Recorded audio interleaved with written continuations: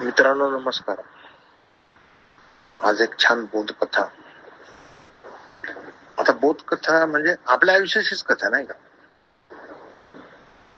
आता बोधकथा म्हणजे कसं असतं, त्यातले सगळ्या गोष्टी खऱ्या असतील असं काही नाही. कारण कथेतनं जो सार सांगायचा आहे त्याच्यासाठी काही गोष्टी जोडाव्या लागतात, काही गोष्टी कमी कराव्या लागतात. So forget the story and take the essence, असा विषय. जीवन एक महाअवसर आहे. जीवन हे प्रत्येकाला जे मिळालेलं ते परमात्म्याने एवढं दिलेलं आहे, आवश्यकतेपेक्षा खूप जास्त दिले, पण त्याला ते समजत नाही. ज्याला ध्यान असं म्हणतात व धर्म असं म्हणतात. गौतम बुद्धांनी फार चांगलं स्टेटमेंट केलंय की धर्म म्हणजे ध्यान, म्हणजे अवेअरनेस, म्हणजे होश. तर धर्म ही अशी संकल्पना आहे की ज्याने माणसाच्या जीवनामध्ये क्रांती होऊ शकते, रूपांतरण होऊ शकतं, सकारात्मक बदल होऊ शकतो. धर्म नपुसक नाहीये. चुकीच्या धर्माचा एवढा प्रसार झाला, माणसाची इच्छा उठली धर्मावर. आणि धर्मामुळे जर सकारात्मक बदल माणसाच्या जीवनात होत नसेल तर मग त्या धर्माचा काय अर्थ. आणि म्हणून सनातन धर्म जो आहे शाश्वत, ज्याला आपण सत्य म्हणतो, ज्ञान म्हणतो किंवा ध्यान म्हणतो, त्याच्यामुळे माणसाच्या जीवनामध्ये सकारात्मक रूपांतरण होतं.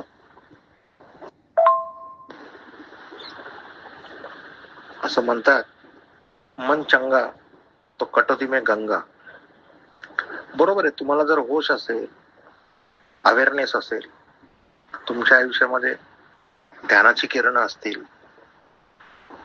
तर तुम्ही जे काय करताल आयुष्यामध्ये त्यातनं तुम्हाला सुख मिळेल. आणि जर तुमच्या आयुष्यामध्ये ध्यान नसेल, संकल्प नसेल, साऊंड अंडरस्टँडिंग नसेल, तर तुम्ही काही करा, तुमच्या वाट्याला शेवटी दुःखच येणार. विषय समजावं म्हणून एक उदाहरण सांगतो. खरं म्हणजे ते असं सांगू नये, पण समजावं म्हणून विषय. म्हणजे ड्रिंक्स घेतल्यानंतर, ड्रिंक्स म्हणजे अल्कोहोल घेतल्यामुळे तो मनुष्य जे काही कृत्य करेल त्यात त्याला सुख म्हणा, आनंद म्हणा, प्लेजर म्हणा, आणि तो सगळे दुःख विसरतो. तिने कुठलंही कृत्य केलं तरी ड्रिंक्स घेतल्यानंतर, असं म्हणे. आता समजून घ्या ना तुम्ही, नाही का. आणि तसं म्हणजे अल्कोहोलचं काय मी सांगू शकत नाही. एखादी दुसरी बियर पिये कधी कधी, म्हणजे मी असं काही विषय नाही. आणि तुम्हाला मी काय सांगितलं की बोधकथा ही, त्यातलं काही सत्य काही असत्य ते बघा, म्हणजे नाही का, असं आहे. माणसाला जर होश असेल, अवेअरनेस असेल, साऊंड अंडरस्टँडिंग असेल, साऊंड अंडरस्टँडिंग फार शेवटची पायरी झाली. ध्यान असेल त्या व्यक्तीच्या जीवनामध्ये, तर मग मात्र त्याला चांगलं काय आणि वाईट काय याची परिस्थिती येते. आणि अशा माणसाने दोन्ही अवस्था पाहिलेल्या असतील, म्हणजे सुख पण पाहिलेलं असेल आणि दुःख पण पाहिलेलं असेल, तर मग तो जीवनामध्ये ठरवू शकतो की काय योग्य आणि काय अयोग्य, आणि इथून पुढे आता आपण काय करायचं. होशपूर्वक जर तो माणूस सुख आणि दुःख दोघातनं गेला, तर मग साऊंड अंडरस्टँडिंग त्याला निर्माण होतं, आणि मग मात्र त्याचे निर्णय. आता एक छोटीशी कथा. एका गावामध्ये एक टेलर राहत असतो, त्याची पत्नी आणि मुलं. आणि बरं चाललेलं असतं त्याचं, नाही का. टेलरिंग करून त्याला पैसे मिळतात, दिवसभर तो टेलरिंगच्या दुकानात काम करायचा, शेजारीच त्याचं घर असतं, आणि मुलं शाळेत जायचे, पत्नी घरातलं काम सांभाळायचे, आणि सुखी संसार होता. मग त्याला एक सवय होती की लॉटरीचं तिकीट काढायचं. तर आपल्या मनाला काहीतरी चालना किंवा उत्तेजना, भविष्यातली आशा म्हणून त्या सवयीने तिकीट काढत असतो लॉटरीचं. आता ते निघालंय ना, बंपर किंवा इमिजिएट मनी, तशा पद्धतीची लॉटरी तो काढायचा. आणि पेपर बघतो आणि त्याला असं कळतं की आपल्याला 1 कोटीची लॉटरी लागलेली आहे. आता मानवी स्वभाव कसा असतो बघा, पेपर मिटतो, नीट कन्फर्म करतो 1 कोटीचं तिकीट आपलं बक्षीस लागलंय का नाही, कन्फर्म होतं की आपल्याला 1 कोटी रुपये मिळणार आहे. ते दुकान बंद करून टाकतो टेलरिंगचं. फक्त ज्यांचे कपडे बाबा शिवून झालेले आहेत, जे काय 2-4 असतात तेवढे, आणि ज्यांचे शिवायचे तेवढा कपडा बाहेर आणतो आणि दुकानाला कुलूप लावतो. घरामध्ये येतो आणि चावी घराच्या माळ्यावर कोंडवाड्यात फेकून देतो आणि 1 कोटी रुपये घेऊन येतो घरी, आणि ऐशारामाची जिंदगी सुरू होती. त्या काय सकाळी दुकाने उघडत नाही, झाडू नाही घेत नाही, काहीच नाही. मग आता पहा बरं का, एखादा दुकानदारचं जेव्हा दुकान असतं ना, तेव्हा तो सकाळी दुकानात जातो, घरातले लोक लवकर उठतात, आंघोळी होतात, दिवाबत्ती होते, मग ती पत्नी त्याच्या नवऱ्याला नाश्ता चहा देते, मग तो दुकान उघडतो, ग्राहक येतात, केवढं वातावरण घरामध्ये असतं. आता याला काय दुकान उघडायचं नसतं, ऐशारामी राहतो. मग व्यसनी मित्र त्याच्या जवळ येतात आणि मग त्याला व्यसन लागतं. दारू पितो, नॉनव्हेज, पार्ट्या, मग कधी डान्स बार, कीर्ती, टुरिझम, लावण्यांचे कार्यक्रम. मग आता तो व्यसनाच्या विळख्यामध्ये सापडतो. मग त्याची तब्येत पण बिघडते जरा मधून अधून, मित्र काय त्याला सोडत नाही, आणि गरिबीतनं वर आलेला माणूस असतो ना, तो लगेच सापडतो अशा विळख्यामध्ये. मग त्याची तब्येत पण जरा बिघडती, पैसे पण खूप खर्च होतात. मग घरी आल्यानंतर दररोज त्याचं दारू पिऊन यायचं, मग ते पत्नी कंटाळती त्या सगळ्या वातावरणाला, मग ते पोरांना घेते आणि माहेरी निघून जाते. मग आता तो एकटाच पडतो. मग तर मित्र घरातच येतात डायरेक्ट, नाही का, राहायला, आणि मग ते घरातच त्यांचा कारभार सुरू होतो. मग ते तब्येत पण जरा हे होती, खालावत जाते, आणि पैसे संपतात. आता पैसे संपायला किती वेळ लागतो? पैसे संपल्यानंतर त्याची तब्येतही खालवलेली असती, घरचं जेवणही जेवत नाही, नेहमी बाहेरचं जेवायचं, पत्नी जवळ नसती, मुलंही जवळ नसतात. माणूस जेव्हा आजारी पडतो ना, तेव्हा त्याला पत्नी आणि मुलं एकदम जवळ लागतात, किंवा घरातले लोक. एरवी नाही, एरवी नसले तरी चालतं. सुनबाई आहे ना,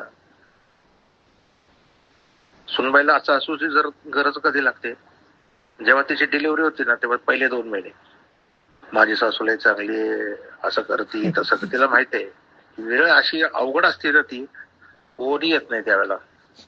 असो, आपल्याला कथानकाशी महत्व. तर मग तो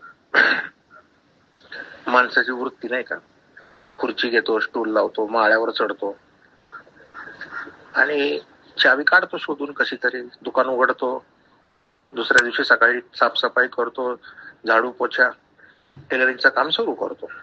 आता काम सुरू केल्यानंतर हळूहळू त्याला पैसे मिळायला लागतात, मग ते जेवतो व्यवस्थित, मग मेसचा डबा लावतो, मग थोडी त्याची तब्येत बरी होती, आणि व्यसनं बंद झालेली असतात. मग पत्नीला कळतं की बाबा आता हा चांगला झालेला आहे, नाही का, मग पत्नी पण मुलांना घेऊन परत घरी येते, मग त्याचा संसार परत पहिल्यासारखा सुरू होतो. मग त्याला एक समज मिळते की बाबा असं असं आहे, आणि मग ते त्याची तब्येत पुन्हा चांगली होती, त्याचा संसार परत पहिल्यासारखा सुरू होतो, मुलं शाळेत जातात, पत्नी घरातलं काम पाहते, त्याची ती सवय चालूच असते. त्याला ते लॉटरीचं तिकीट काढायचा जो छंद असतो तो चालूच ठेवतो तो. आणि एक 5-6 महिने गेल्यानंतर सकाळ उडून बघतो आणि त्याला समजतं की लॉटरीचं तिकीट आपल्याला 10 कोटीचं लागलेलं आहे. आणि त्याच्या मनामध्ये असं, टेलरला जीवनातलं पैशाचं महत्व समजलेलं असतं, किती महत्वाचं पैशाचं स्थान आहे, आणि त्यामुळं त्याने दोन्ही गोष्टी बघितल्या जातात, पैसा आल्यानंतरचं सुख आणि दुःख, आणि जीवनाला किती पैसा लागतो, पत्नी किती महत्वाची, मुलं किती महत्वाची. आणि मग त्याला ते होश येतो, नाही का, की आता हाऊ टू बिहेव. प्रत्येकाच्या वाटेला आलेलं जीवन फार असामान्य आहे. जीवन म्हणजे परमात्मा आहे, प्रत्येक कणात परमात्मा आहे, पण माणसाला होश पाहिजे, ध्यान पाहिजे, तर त्याला त्याची प्रचिती येईल. लग्न होतं समजा एखाद्या फॅमिलीमध्ये, कोणाचं का होईना, गरीबाच्या फॅमिलीमध्ये हो किंवा अंबानीच्या फॅमिलीमध्ये हो, लग्नानंतर हनीमूनचा अनुभव दोघांनाही सारखाच असतो. उलट मी तर म्हणतो, गरीबाच्या घरी, मध्यमवर्गीयाच्या घरी त्याला व्याप तरी नसतात. 10 लोकांना बोलवा, त्यांना एंटरटेन करा, सगळे प्रोटोकॉल्स पाळा. काही असे ग्रामीण भागामध्ये पारधी लोक, भिल्ल लोक, ते लोक बघा जीवन कसं जगतात, अजिबात त्यांना टेन्शन नसतं कुठलं. तर जीवन जे देतो माणसाला, त्याला सामान्य देतो, दुसरं काही देतच नाही. फक्त त्याला त्याची अनुभूती पाहिजे, ध्यान पाहिजे, त्याच्या मनामध्ये होश पाहिजे, अवेअरनेस पाहिजे, तरच त्याला त्याची प्रचिती येऊ शकते. आणि ध्यान हे तुम्हाला धर्मातून मिळतं. आणि धर्म हा माणसाच्या आयुष्यामध्ये सकारात्मक बदल घडवतो म्हणून तो महत्वाचा आहे. पण धर्म म्हणजे जो सनातन आहे, सत्य आहे, शाश्वत आहे, तो हे आजकाल जे आपण धर्माच्या नावाखाली ऐकतो, पाहतो, तो धर्म नाही. धर्म म्हणजे ध्यान,